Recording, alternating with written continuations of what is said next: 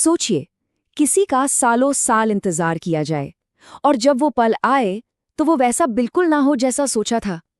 क्या हो अगर बरसों का इंतजार बस एक पल की खामोशी में टूट जाए। आज हम एक ऐसी ही कहानी को समझने की कोशिश करेंगे जहां उम्मीद और हकीकत का एक ऐसा टकराव होता है जो हैरान कर देता है। कहानी की जो हीरोइन है, रुक्मिणी, उसके मन में बस यही एक सवाल है जो उसे खाए जा रहा है। ये सिर्फ एक सवाल नहीं है, बल्कि उन अनगिनत दिनों का बोझ है जो उसने इंतजार में गुजारे हैं।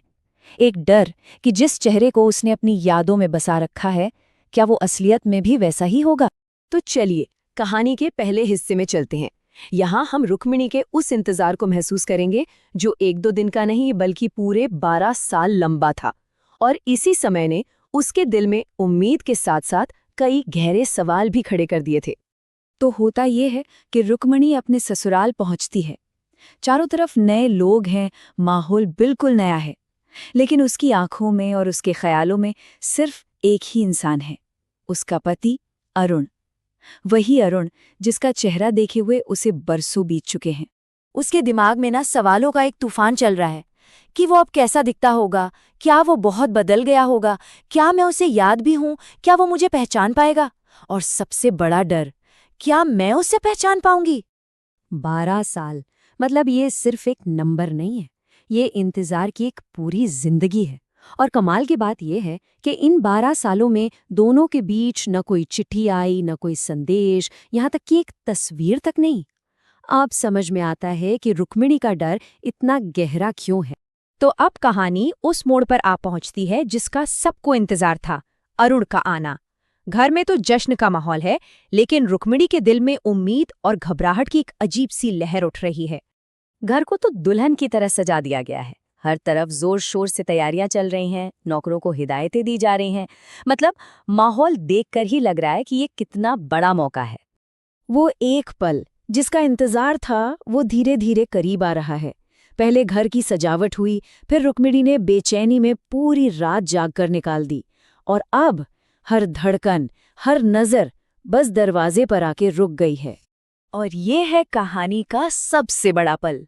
रुक्मिणी, जो सालों से इसी एक लम्हे का सपना देख रही थी, अब अपने पति का स्वागत करने के लिए दरवाजे पर खड़ी है। दिल जोर जोर से धड़क रहा है। लेकिन जिस पल का बेसब्री से इंतजार था, वही पल सब कुछ बदल देता है। उम्मीदों से भरी वो दहलीज एक ऐसी खामोशी की गवाह बनती है जिसकी किसी ने कल्पना भी नहीं की थी। जो हुआ उसने रुक्मिणी की सारी उम्मीदों पर पानी फेर दिया। अरुण आता है, रुक्मिणी पर बस एक नजर डालता है, दादी के पैर छूता है और सीधा अपने कमरे में चला जाता है। बस, न कोई बात, न कोई पहचान। ये ऐसा था जैसे दो अलग अलग इंसान टकरा गए हों। एक वो अरुण था जो रुक्मिणी की यादों में जिंदा था, हंसता बोलता अपना सा, और दूसरा ये अरुण था जो सामने खड़ा एक खामोश अजनबी था। और बस उसी एक पल में यादें और हकीकत टकराकर चूर चूर हो गई। रुक्मिणी जो बदलाव देखती है वो सिर्फ बाहरी नहीं है, उसकी आंखों में एक अजीब सी उदासी है और उसने एक गहरी चुप्पी ओढ़ रखी है।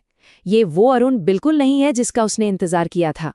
तो इस टूटे हुए सपने के बाद रुक्मिणी की दुनिया में अब एक नया सवाल खड़ा हो जाता है, एक ऐसा रहस्य जो उसके हर पल को घेर लेता है। ये सब देखकर रुक्मिणी की आंखों से आंसू बहने लगते हैं। ये सिर्फ निराशा नहीं थी, ये उस सपने के टूटने का दर्द था जिसे उसने 12 सालों तक अपनी सांसों में जिंदा रखा था। तो अब सवाल ये नहीं रहा कि क्या वो फिर मिलेंगे। अब सवाल ये है कि अरुण इतना बदल क्यों गया है, उसकी इस खामोशी और उदासी के पीछे आखिर क्या राज है। और यही पहेली अब कहानी को आगे ले जाएगी। रुक्मिणी का जो शुरुआती दुख था वो अब धीरे धीरे एक तरह के इरादे में बदल रहा है। वो अब सिर्फ चुपचाप रोने वाली नहीं है, बल्कि वो इस रहस्य की तह तक जाना चाहती है। वो जानना चाहती है कि अरुण के इस बदलाव के पीछे की सच्चाई क्या है। और कहानी हमें यहीं एक अधूरे सवाल के साथ छोड़ जाती है। अरुण के इस बर्ताव के पीछे आखिर क्या राज है? क्या रुक्मिणी कभी सच्चाई का पता लगा पाएगी? खैर, इसका जवाब तो हमें आगे ही पता चलेगा।